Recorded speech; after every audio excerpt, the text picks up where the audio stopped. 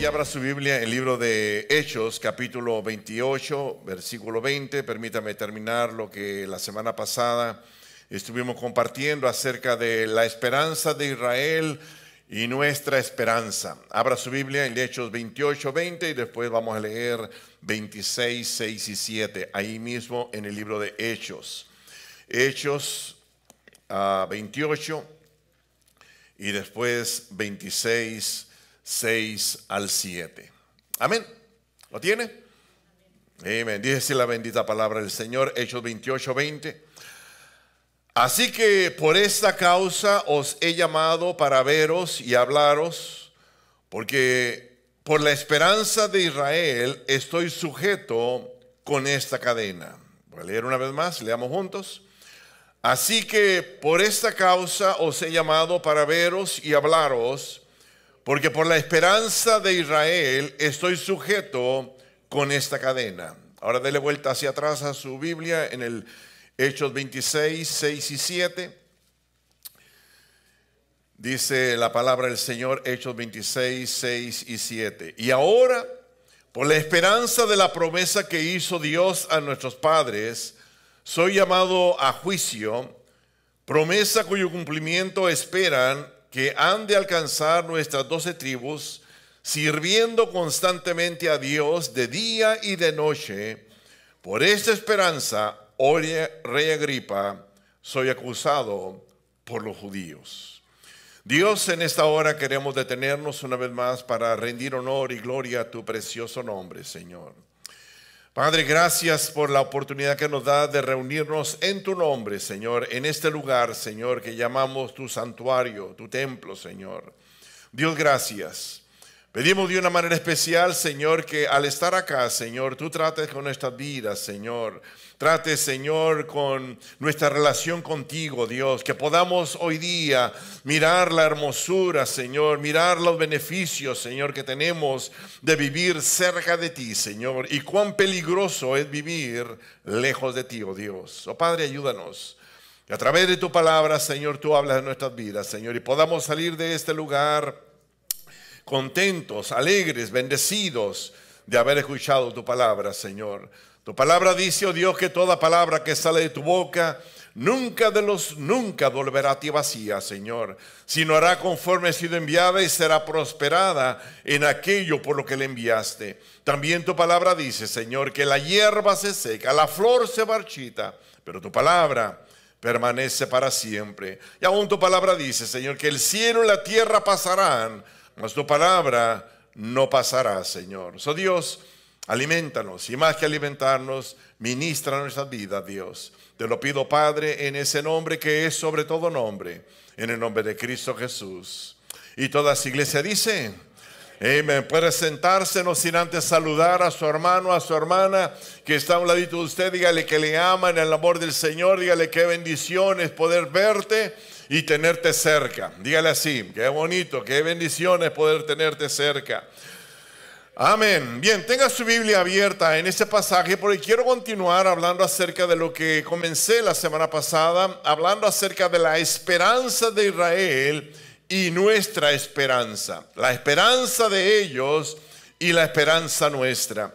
Cuando la Biblia habla acerca de la esperanza de Israel, está hablando acerca de la venida del Mesías. Cuando la Biblia habla acerca de la promesa de la esperanza, está hablando exactamente de eso, de la venida del Mesías, aquel que Dios iba a enviar para ministrar a su pueblo y para mostrarle cosas que estaban no reveladas a los hombres. Dice la palabra del Señor que el Mesías vendría. Y cuando hablamos del Mesías, hablamos del ungido de Dios. Mesías en hebreo significa el ungido o el enviado de Dios. Y Cristo en griego significa exactamente lo mismo. El ungido de Dios, el enviado de Dios. Sobre el Antiguo Testamento miramos al Mesías, a Jesús Mesías. Y en el Nuevo Testamento miramos a Jesús Cristo. Y dijimos la semana pasada que Cristo no es el apellido de Jesús. Cristo es el título que él tiene, el Mesías, el enviado de Dios. La semana pasada hablamos de que Pablo empezó a predicar este mensaje. El mensaje de que Jesucristo era el mismo y era mayor más bien que Moisés. Que Jesucristo era mayor que los sacerdotes. Que Jesucristo era mayor que el templo de Dios. Que Jesucristo era mayor que el sábado mismo. Que Jesucristo era mayor que la ofrenda que se presentaba a Dios en aquel entonces. Jesucristo es mayor. Y eso le metió en problemas al apóstol Pablo. Por eso le dice, cuando él llega con los hermanos allá en España, él le dice, más bien Roma, perdón, él le dice, por esta causa es que tengo estas cadenas. Y cuando está delante del rey Agripa, le dice, por esta causa he sido llamado a juicio. ¿Por qué? Porque vengo predicando acerca de que Jesús es el mismo, es mayor que David, es mayor que los sacrificios. Y él empezó a predicar y decir, la verdad es esta, ya no es solamente el pueblo judío al que Dios tiene como predilecto, es ahora todos los pueblos de la tierra. Bendito sea el Señor por ello. Porque ahí cabemos todos, los guatemaltecos, los mexicanos, salvadoreños, hondureños, centroamericanos, sudamericanos, europeos, africanos y todo lo demás. Porque Jesucristo es Dios para todas las naciones. Y Pablo empezó a predicar que ya no solamente era el día sábado, sino eran todos los días de la semana que había que servir al buen Dios. Él empezó a predicar acerca de que ya no era el templo de Jerusalén, sino que ahora nuestros cuerpos eran el templo de Dios. Y eso lo metió en serios problemas al apóstol Pablo. Ahora comenzamos a hablar de la segunda promesa que Dios ha hecho para la humanidad. Y es la esperanza de la segunda venida de Cristo Jesús. Abra su Biblia en el libro de Primera de Tesalonicenses, capítulo 4, versículo 16 al 18. Aquí Pablo habla acerca de la forma en que Jesucristo ha de venir a levantar a su iglesia. Y cuando hablamos de su iglesia, hablamos de cada uno de nosotros los creyentes. ¿Puede decir amén a eso? Dice Primera de Tesalonicenses 4, 16. El Señor mismo descenderá del cielo con voz de mando y con voz de arcángel y con trompeta de Dios. Y los muertos en Cristo resucitarán primero. Luego dice, los que estamos vivos, los que hayamos quedado, seremos arrebatados juntamente con ellos en las nubes para encontrarnos con el Señor en el aire. Y así estaremos, escucha eso, y así estaremos con el Señor para siempre, o sea, eternamente. Y no, esta es la esperanza nuestra. Cristo regresará. Esta es la esperanza nuestra de que Jesucristo, cuando Él venga, todo va a terminar. No me escuchaste, iglesia. Y no, el mensaje de la Biblia era de que así como Cristo Jesús, más bien el mensaje de la Biblia es que así como Cristo Jesús prometió su primera venida y la cumplió, así Él ha prometido su segunda venida y la cumplirá. No me escuchaste, iglesia. Y no, que así como Él prometió en el pasado que iba a venir como el Mesías, el ungido de Dios, y Él lo cumplió, así Él ha prometido su segunda venida y Él la cumplirá. Porque muchas veces he dicho esto, Dios no solamente es un hacedor de promesas, sino es un cumplidor de promesas. Lo que Dios promete, Él lo cumple. Diga, lo que Dios promete, Él lo cumple. Por eso que vivimos tranquilos, porque Dios nos ha prometido un cielo nuevo y una tierra nueva. Escuche esto, hermano, cuando usted se encuentra afligido, en problemas, se encuentre abatido, escuche esto, solamente piense en el fin de la historia, solamente piense en lo último que va a ocurrir, y ahí nos vemos ganando, ahí nos vemos triunfando, porque el Cristo Jesús, al que sirve usted y sirvo yo, Él es el triunfador, Él es el ganador. Bendito sea el Señor. Dice la palabra del Señor que Él ha prometido, y esa es la esperanza nuestra, ese es el anhelo del creyente. Y miramos la semana pasada y terminamos con esto. La segunda venida del Señor va a ser muy diferente a la primera venida. La segunda venida del Señor va a ser diferente a la primera venida. En la primera venida Él vino envuelto en pañales. En la segunda venida Él va a venir envuelto en majestad. En la primera venida Él vino con humildad. En la segunda venida vendrá con honor y con gloria. En la primera venida Él vino para ser despreciado y ser rechazado. En la segunda venida será para ser el más amado. En la primera venida Él vino manso y humilde. En la segunda venida Él viene alto y sublime. En la primera venida Él vino como Salvador. En la segunda venida Él viene como juez. En la primera venida Él vino y fue juzgado por Pilato. En la segunda venida Él va a juzgar a Pilato. En la primera venida Él vino para ser coronado con espinas. En la segunda venida Él viene para ser coronado con gloria. ¿Me está escuchando, iglesia?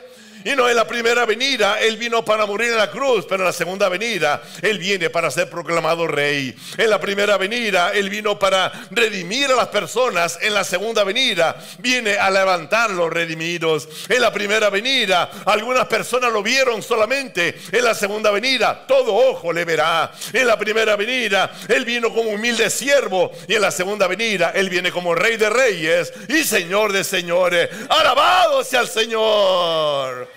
Y no, esa es la esperanza nuestra. Eso es lo que nos mantiene a nosotros firmes. La venida del Señor, dice, va a ser momentánea, va a ser inesperada y va a ser sorpresiva. ¿Me está escuchando, iglesia? Y no, porque la segunda venida no tiene aviso como así igual que la primera venida. La segunda venida va a ser inesperada, va a ser momentánea y va a ser sorpresiva. Ahora, por ello yo quiero que abras oído hoy día, porque esto va a ocurrir. Yo quiero que abras oído, porque esto va a ocurrir. Va a ser de una manera momentánea, sorpresiva e inesperada. El Señor va a venir a levantar a su iglesia. Yo quiero que des oído a esto, porque de repente, si estamos vivos, vamos a tener el privilegio y la bendición de experimentar lo que Pablo dijo en 1 Tesalonicenses, que allá cuando la trompeta suene, cuando venga esa voz de mando, los muertos en Cristo, dice, resucitarán primero, y después los que estemos vivos seremos transformados. Bueno, hay dos creyentes todavía en la iglesia, pero la verdad es, esto va a ocurrir. Y yo quiero usar un personaje del Antiguo Testamento que tuvo una experiencia muy similar a la experiencia que los creyentes van a tener cuando Cristo Jesús venga a levantar a su iglesia. Se lo voy a decir una vez más. Quiero usar un personaje del Antiguo Testamento, que tuvo una experiencia muy similar a la que los creyentes tendremos si el Señor viene a levantarnos cuando estemos vivos. Y me refiero a Enoc. Abra su Biblia allá en el libro de Génesis. Quiero hablar de este hombre y quiero mirar solamente tres características. Mire, de Enoc se habla bien poco en la Biblia, bien poquito en la Biblia. Enoc es un personaje que muy poco es mencionado. Pero de eso poco que habla la Biblia, habla volúmenes de su vida. No me escuchaste. Y no, de Enoc se habla muy poco en la Biblia, muy poco. Génesis, Hebreos, Judas, y nos hablan ahí unos destellos del personaje llamado Enoc. Pero si usted se detiene a mirar eso poco que habla la Biblia de este personaje, habla volúmenes de su vida. Y yo quiero mirar esto porque si este hombre, por su forma de vivir, agradó a Dios y un día, dice, se lo llevó. Un día, si yo camino o vivo la vida que vivió Enoc, también me garantiza a mí que un día el Señor me va a levantar. Y hay tres cosas que yo quiero resaltar de él. En Génesis capítulo 5, versículo 22, dice estas palabras. Génesis 5, 22, hablando de Enoc. Y caminó Enoc con Dios después que engendró a Matusalén, que fue el hombre de más años, al menos que registra la Biblia. 969 años vivió Matusalén. A diferencia de su padre, que vivió solamente 365 años. Lindo el canto ese, ¿no? 365 años vivió Enoc y desapareció. ¿Se recuerdan? 365 años vivió Enoc y desapareció. Un día desapareció, un día desapareció, un día desapareció, porque el Señor se lo llevó. 365 años. Dice la Biblia, la primera característica que tenía este hombre era que era un hombre que caminó con Jehová, caminó con Dios. Y mire, hermano, escucha bien. Si algo es de admirar y algo debe de movernos a nosotros, es caminar con Dios. Si algo podemos decir bien de una persona y exaltar a una persona, es que esa persona camina con Dios. Dice la Biblia de que Enoc caminó con Dios. Enoc gozaba de la compañía de Dios y gozaba de la compañía con Dios. Él gozaba de eso. Él gozaba de ese caminar diario con Dios, de que donde Dios iba, ahí iba Enoc. Donde Dios estaba, ahí estaba Enoc. Donde Dios se movía, ahí se movía Enoc. Con Dios caminó Enoc. Ahora, para caminar con Dios hay que estar de acuerdo con Dios. La Biblia dice de que podrán 2, 3 personas caminar juntos si no están de acuerdo. La respuesta es no, no se puede. Lo primero que hay que hacer es estar de acuerdo con Dios. Y usted sabe, hermano, que una gran mayoría de personas no caminan con Dios porque no están de acuerdo con Dios. Voy a ver si le puedo explicar esto. Muchas personas deciden no caminar con Dios porque no están de acuerdo con Dios. No están de acuerdo con su forma de gobierno. No están de acuerdo con su forma de pedir cosas. No están de acuerdo con su forma de proceder. No están de acuerdo con lo que Dios exige o demanda de las personas. No están de acuerdo. Y por esa razón no caminan con Dios. ¿No dice la palabra del Señor que uno tiene que negarse a sí mismo, tomar la cruz y seguir al Señor? Para poder caminar con Dios tenemos que estar de acuerdo con Dios.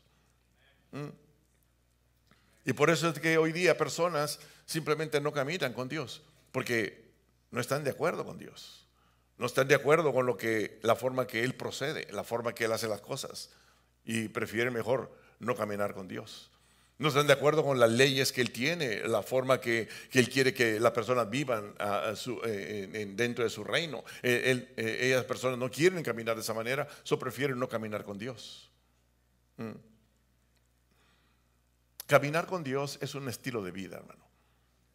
Caminar con Dios. Pablo dice, yo pues, preso en el Señor, os ruego que andéis como es digno, que caminéis como es digno. Dice en 1 de Juan, pero si andamos en luz, andamos en luz como Él está en luz. Y uno habla acerca de vivir de esa manera, vivir de esa manera. Dios quiere que usted y yo vivamos de esa manera. Ahora, para caminar con Dios, primero que todo, tenemos que estar de acuerdo con Él.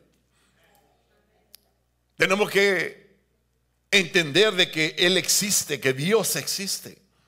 Tenemos que tener nuestra fe en Dios. Tenemos que tener nuestra fe en las promesas de Dios. Tenemos que gozarnos de la compañía de Dios. Dice la Biblia, Enoc creyó en la existencia de Dios. Enoc le encantó la compañía de Dios. Enoc tuvo fe en Dios. Enoc entendía las promesas de Dios, se aceptaba las promesas de Dios, las demandas de Dios. Por eso es de que Enoc caminó con Dios. No se puede, hermano, caminar en desobediencia o en pecado. Tenemos que vivir en la forma que Dios quiere que vivamos para poder caminar con Él. Enoc entendió, creo yo que él entendió que su misión era, aquí en la tierra, caminar con Dios. No me escuchaste. Yo pienso que Enoc entendió de que su misión aquí en la tierra, su propósito aquí en la tierra, la razón por la cual estaba aquí en la tierra era para caminar con Dios. Y usted y yo tenemos que llegar a ese punto en nuestra vida, de que la misión nuestra, el propósito nuestro, la razón por la cual Dios nos trajo a este mundo es para que camináramos con Él. De nada sirve, hermano, no caminar con Dios. ¿De qué sirve un piano que no tiene teclas? De nada. ¿De qué sirve un carro que no tiene motor? De nada. ¿De qué sirve una guitarra que no tiene cuerdas? De nada. Asimismo, si nosotros no caminamos con Dios y tomamos esto como nuestro privilegio, no vamos a poder caminar con Dios. Mire, hermano, podemos agradar a Dios si caminamos con Él. Y si caminamos con Él, vamos a agradar a Dios. No. Podemos nosotros agradar a Dios si caminamos con Dios. Y si caminamos con Dios, vamos a agradar a Dios.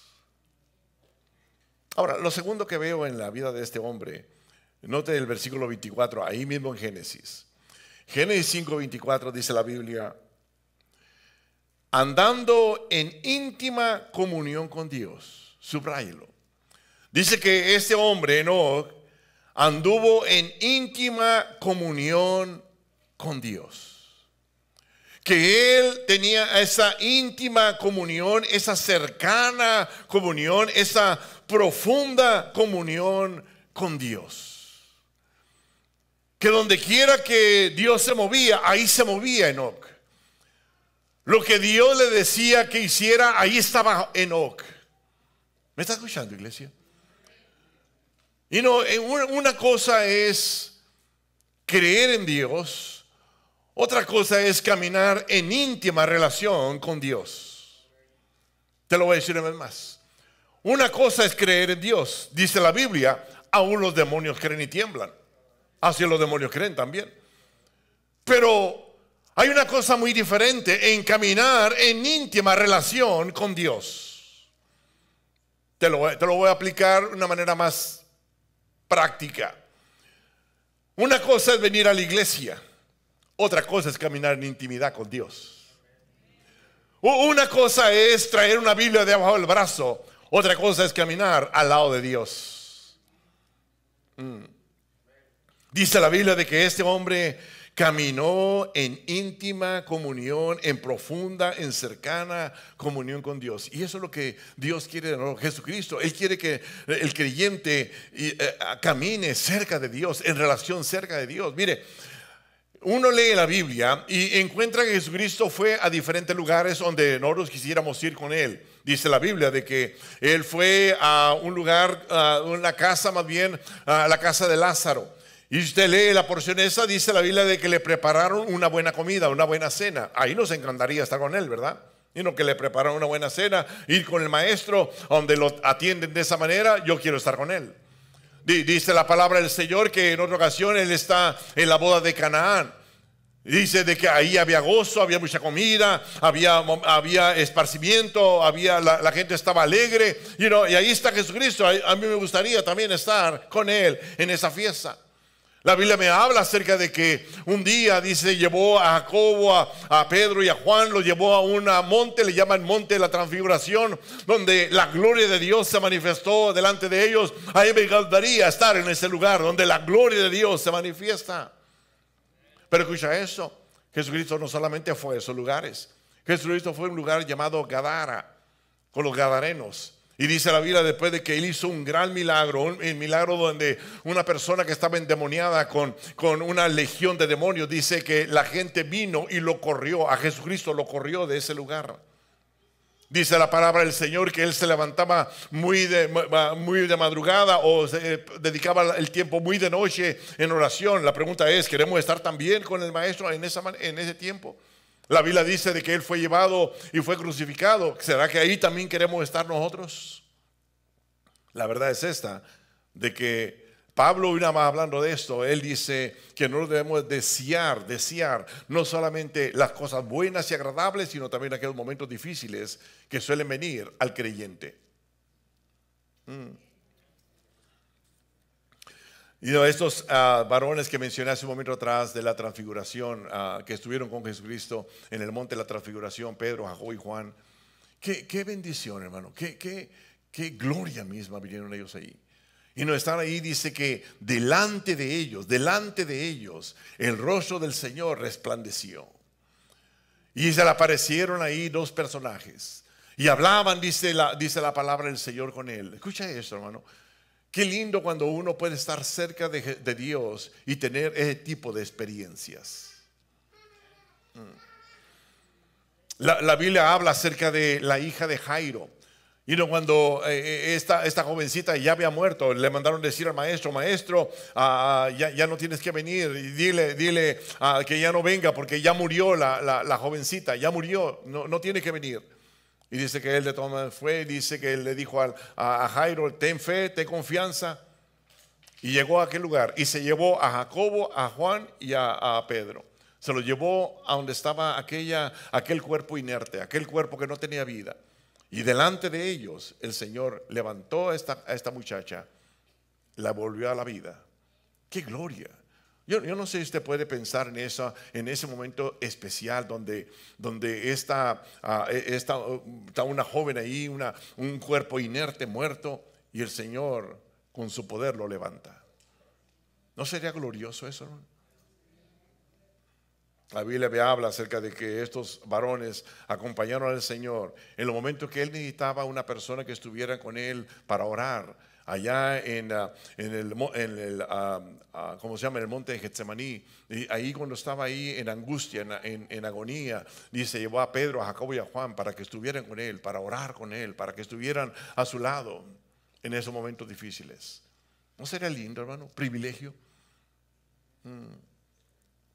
Dice la Biblia de que este hombre, Enoc, caminó en íntima relación con Dios. Hay una tercera característica que quiero que si algo aprendes, aprende esto. Miren lo que dice Hebreos, ya no Génesis, sino ahora Hebreos de Enoc.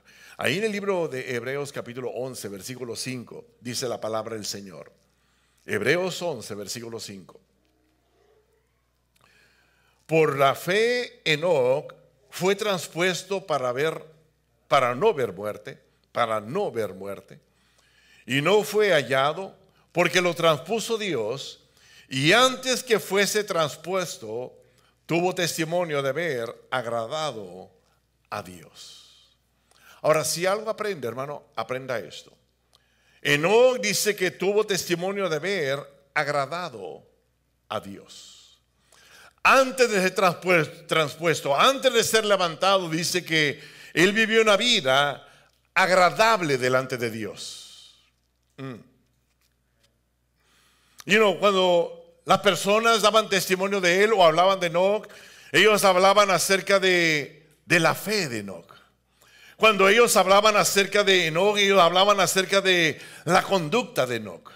Cuando ellos hablaban de él, hablaban del caminar de Enoc. Cuando hablaban de él, hablaban de la relación íntima y cercana que Enoc tenía con Dios. Cuando ellos hablaban porque ese era su testimonio, esa era su reputación, esa era la forma que lo conocían a él. Ahora escúchame bien, hermano, dice la palabra del Señor en Proverbios que más íntima, de más estima es el buen nombre que las muchas riquezas. En otras palabras, vale más tener una buena fama y una buena reputación que tener abundancia de oro y abundancia de plata.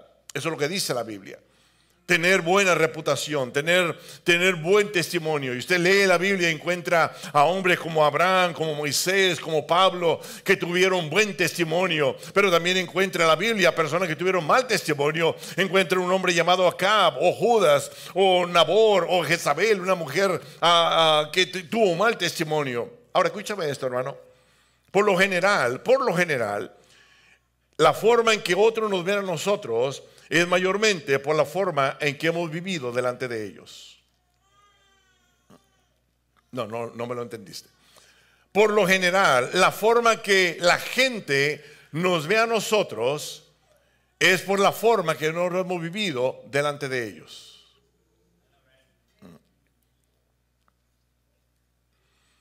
Por lo general. Lo que la gente dice de nosotros es lo que nosotros hemos vivido delante de ellos, por lo general. Un buen testimonio no es un accidente, hermano. No es de la noche a la mañana. No se forma en horas. Es un diario vivir. Es la forma en que vivimos, que la forma que las personas hablan delante de nosotros, hablan de nosotros. ¿Te recuerdas de Daniel? Dice la Biblia de Daniel, las personas querían acusarlo, pero no hallaron falta en él. No hallaron falta. No hallaban cómo acusarlo, porque había vivido una vida recta delante de Dios y delante de los hombres. La Biblia me habla acerca de las personas que buscaban para servir las mesas. Dice la Biblia de que se les pidió que tuvieran buen testimonio. La Biblia me habla acerca de Cornelio, un hombre dice que daban testimonio, toda la nación de los judíos daban buen testimonio de este hombre. La Biblia me habla acerca de Timoteo, y Timoteo dice de que daban buen testimonio todos los hermanos que estaban en Listra y en Iconio, en toda esa región, daban buen testimonio de Timoteo. La Biblia me habla de Ananías, un hombre que dice la Biblia, y todos daban buen testimonio de los judíos que moraban en ese lugar, todos daban buen testimonio. El testimonio es valiosísimo, hermano. Hombre, si usted quiere saber cómo está su testimonio, pregúntele a su esposa. O a su esposo, pues. ¿Quiere saber cómo está su testimonio? Pregúntele a sus hijos. ¿Quiere saber cómo está su testimonio? Pregúntele a sus familiares o a sus vecinos. ¿Quiere saber un poquito más de su testimonio? Pregúntele al patrón o a los compañeros de trabajo.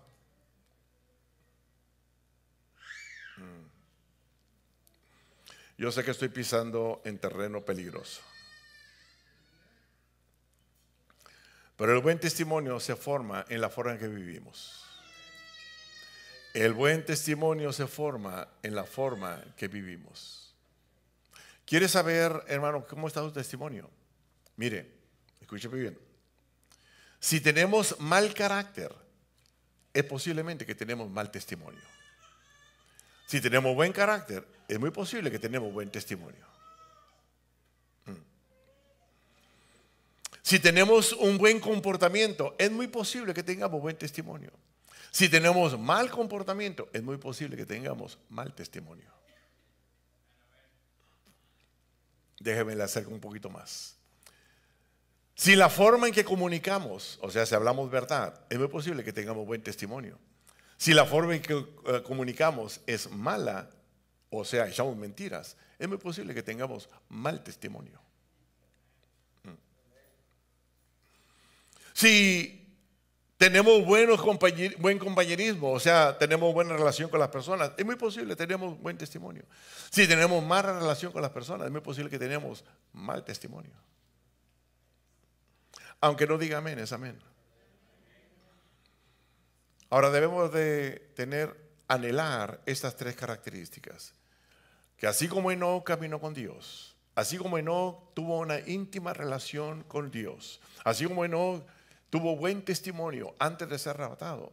Si usted y yo queremos ser levantados cuando Cristo Jesús venga, porque Él va a venir, no es a ver si viene, sino más bien cuándo Él va a venir. Y cuando Él venga, si queremos ser levantados, vamos a tener que escuche esto, tener esa característica de caminar con Dios. Que usted y yo seamos hombres y mujeres que caminamos con Dios.